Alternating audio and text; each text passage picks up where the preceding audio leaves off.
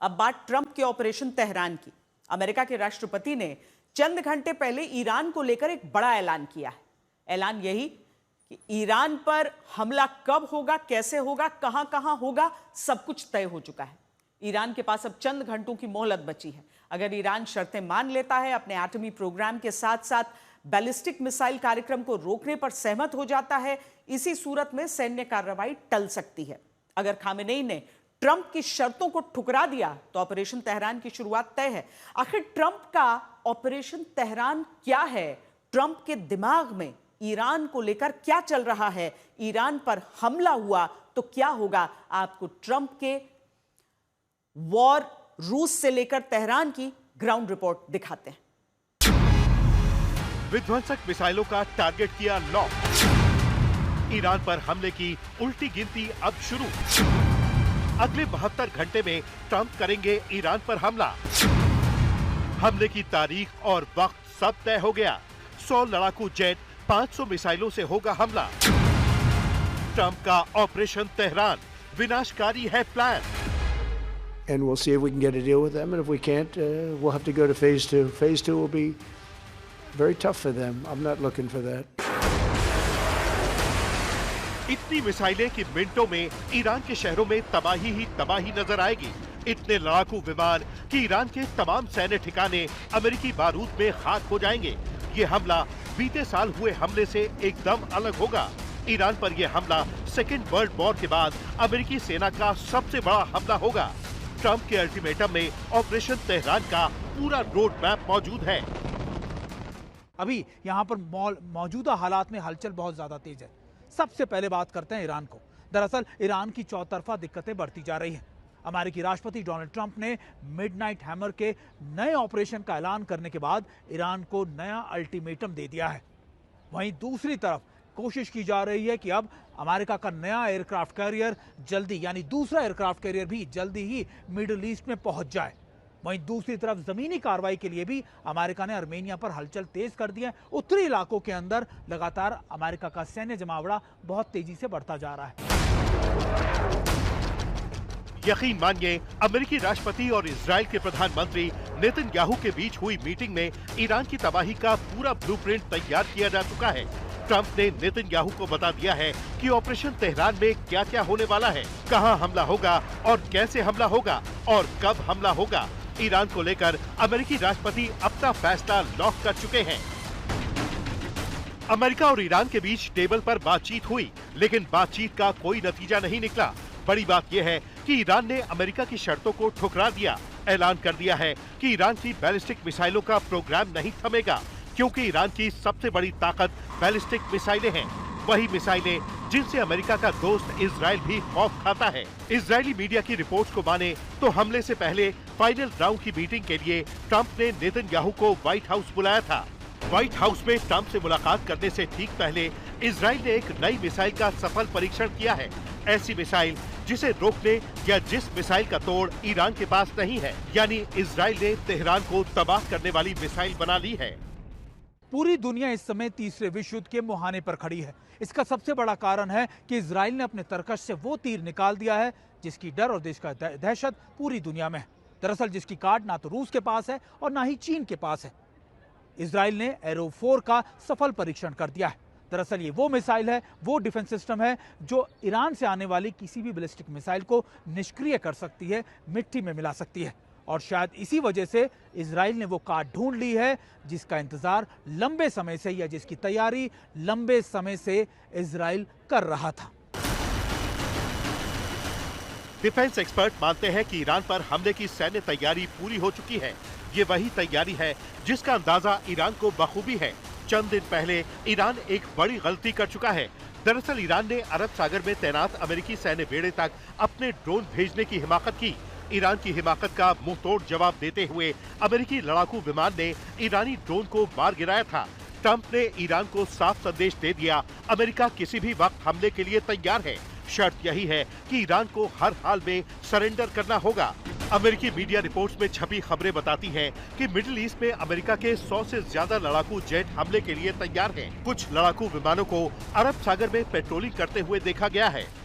बड़ी बात यह है कि अमेरिका ने अपने युद्धपोत पर टॉमहॉक मिसाइलों के साथ एटमी मिसाइलें भी तैनात कर रखी हैं। ऐसी तैयारी अमेरिका ने ईरान इजराइल युद्ध के दौरान भी नहीं की थी। माना जा रहा है कि ट्रंप अपने ऑपरेशन तेहरान के तहत ईरान के परमाणु ठिकानों के साथ साथ सैन्य ठिकानों को निशाना बना सकते हैं। अमेरिकी डिफेंस एक्सपर्ट मानते हैं कि अब की बार ट्रंप ईरान के कई एटमी ठिकानों पर बम वर्षा कर सकते हैं ताकि सभी परमाणु ठिकानों को मिट्टी में मिलाया जा सके। परमाणु ठिकानों पर लड़ाकू विमानों से हमला हो सकता है, जबकि सैन्य ठिकानों पर मिसाइलों का कहर टूट सकता है।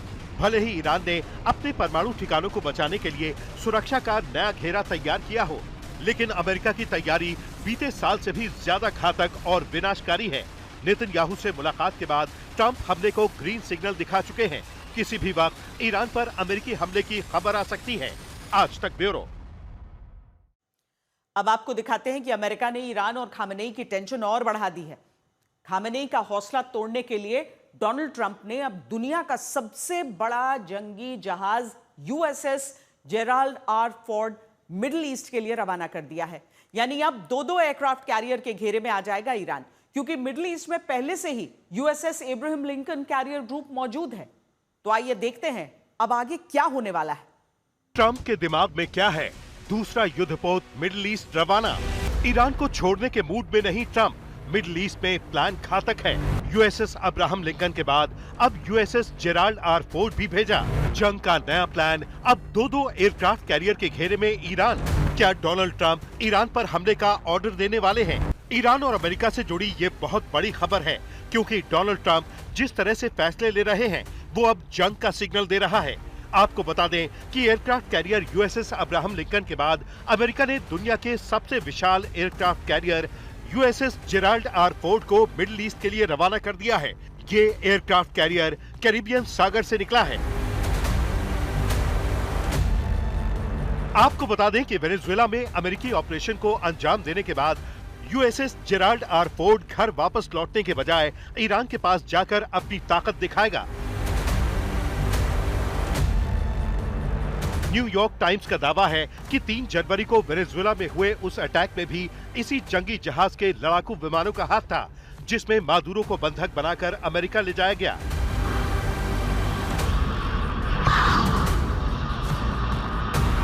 इनके अलावा फारस की खाड़ी में 3 लिटोरल लड़ाकू जहाज भी हैं, जिनका नाम USS Santa Barbara, USS Canberra और यूएसएस तुलसा है। अमेरिका ने इन्हें समंदर में ईरान की तरफ से लगाए गए समुद्री माइंस का पता लगाने और खत्म करने के लिए बुलाया है। वहीं यूएस सेंट्रल कमांड ने सोशल मीडिया पर घोषणा की कि एयरफोर्स F-15E स्ट्राइक ईगल अब मिडिल ईस्ट में मौजूद है। ये फाइटर जेट कॉम्बैट रेडीनेस को बढ़ाता है और रीजनल सिक्योरिटी और स्टेबिलिटी को बढ़ावा देता है। जब अमेरिका और ईरान अपना अपना वॉर प्लान बनाने में जुटे हैं, ऐसे में आज तक के रिपोर्टर ईरान की राजधानी तेहरान में मौजूद हैं और युद्ध की हर स्ट्रेटेजी पर नजर रख रहे हैं। ईरान और अमेरिका के बीच रिश्ते कितने खराब हैं, तेहरान का अमेरिकी दूतावास इसकी गवाही देता है, जो 1979 से ही बंद पड़ा है। अब आज तक के रिपोर्टर सुमित चौधरी अमेरिकी दूतावास तक पहुंचे हैं, जहां आज भी अमेरिका के खिलाफ नफरत की जड़ें और जासूसी के निशान मौजूद हैं। इस समय मैं जहां मौजूद हूं, ये दरअसल वो एम्बेसी थी जो कभी अमेरिका की हुआ करती थी, यानी यूएस की एम्बेसी ईरान में। उसके बाद से यूएस के और ईरान के कभी डिप्लोमेटिक रिलेशन सीधे नहीं हुए। आज मैं आपको उस जगह लेकर आया हूं जिसको ईरान के अंदर जो जासूसी का अड्डा कहा जाता है, बेसिकली जासूसी का वो अड्डा जो वहाँ पर एक समय पर यूएस की एम्बेसी हुआ करती थी, यूएस के डिप्लोमेट्स रहा करते थे, और वहाँ पर आज तक की टीम मौजूद है। मैं आपको कुछ दिखाना चाहता हूँ। मेरे पीछे अगर आप देखें, ये दरअसल वो वेपन्स या हेलीकॉप्टर्स के पार्ट्स हैं जो ईरान ने कैप्चर किए हुए हैं। दरअसल 1979 के दौरान जब रिवोल्यूशन स्टार्ट हुआ था, तब इस पूरी एम्बेसी को खाली करा दिया गया था, या यहाँ पर जो मॉब था वो इकट्ठा हो गया था, और इन्होंने कई डिप्लोमेट्स को, यूएस डिप्लोमेट्स को अपने बंदी बना लिया। अब इसको लेकर नेगोशिएशन चलते रहे अमेरिका के बीच में और ईरान के बीच में। ईरान ने नहीं छोड़ा।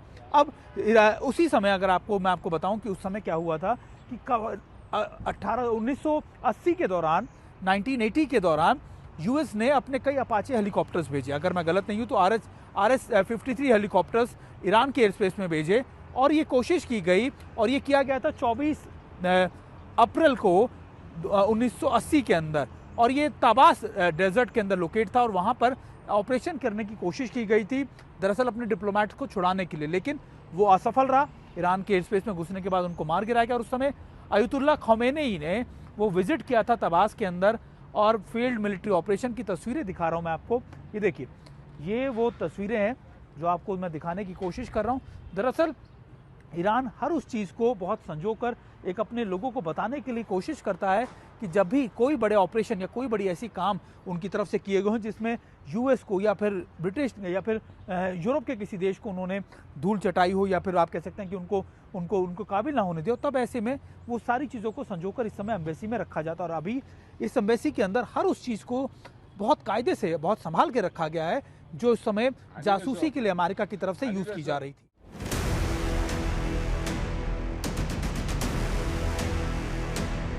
इस वक्त तेहरान में जो हालात हैं, उससे मैसेज क्लियर है कि ईरान जंग के लिए तैयार है, क्योंकि ईरान ने जिस तरह से इस्लामिक क्रांति के 47 साल पूरे होने पर जश्न मनाया और अमेरिका को ये मैसेज भी दिया कि ईरान की जनता एकजुट है।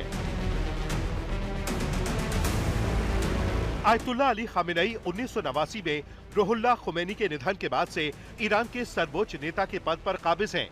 ईरान में 1979 की इस्लामी क्रांति के दौरान जब शाह मोहम्मद रजा पहलवी को हटाया गया तो खामेनी ने क्रांति में बड़ी भूमिका निभाई थी। इस्लामिक क्रांति के बाद खामेनी को 1981 में राष्ट्रपति बनाया गया। वो 8 साल तक इस पद पर रहे। 1989 में ईरान के सुप्रीम लीडर खुमैनी की मौत के बाद उन्हें उत्तराधिकारी बनाया गया।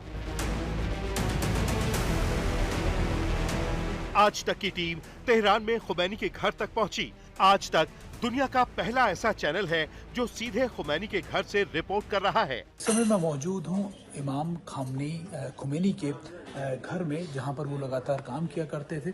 और अगर आप देखें तो ये उनकी कुछ जो ऑफिस है उसको भी एक तरीके का म्यूजियम या फिर एक बड़ी इंपॉर्टेंट जगह बना दिया गया। हालांकि ये जगह अलाउड नहीं है किसी भी शख्स के लिए, सिर्फ ईरान के लोग ही यहाँ पर आ सकते हैं। लेकिन अभी यहाँ पे तब्दीली की जो की गई है उनकी पुरानी तस्वीरों के साथ। देखिए, जब वो एक्साइल के बाद, यानी जो उनको देश निकाला दिया गया था करीबन 2 दशक से तक वो बाहर थे, जब वो पहली बार एयर फ्रांस के प्लेन से आए थे, वो पहली तस्वीर यहाँ पर जो ली गई थी ये वो है। और कैसे ईरान रेवोल्यूशन की शुरुआत हुई, कैसे ईरान रेवोल्यूशन तैयार हुआ, कैसे ईरान रेवोल्यूशन में लगातार चीजें हुई। ये देखिए, पहली प्रेस कॉन्फ्रेंस जब वो वहां से निकल रहे थे और उनके बाद ये उनकी कुछ तस्वीरें हैं जब उन्हें फ्रांस के उस घर से लेकर जाया जा रहा था और उसके बाद जब वो ईरान पहुंचे थे। ईरान रेवोल्यूशन की अपनी बहुत बड़ी, आप कह सकते हैं कि एक बड़ा इतिहास रहा है और बड़े लंबे समय तक आप कह सकते हैं कि यहाँ पर चीज़ें हुई थी। लेकिन अब यहाँ पर क्या आलम है, ये उनका घर है जहाँ मैं इस समय मौजूद हूँ।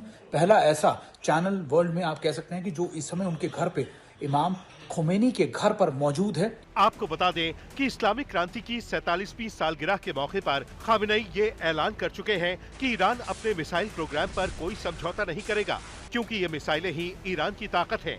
इनमें खुर्रम शहर मिसाइल और गदर मिसाइल की रेंज तो 2000 किलोमीटर तक है। सुमित चौधरी, तेहरान, आज तक।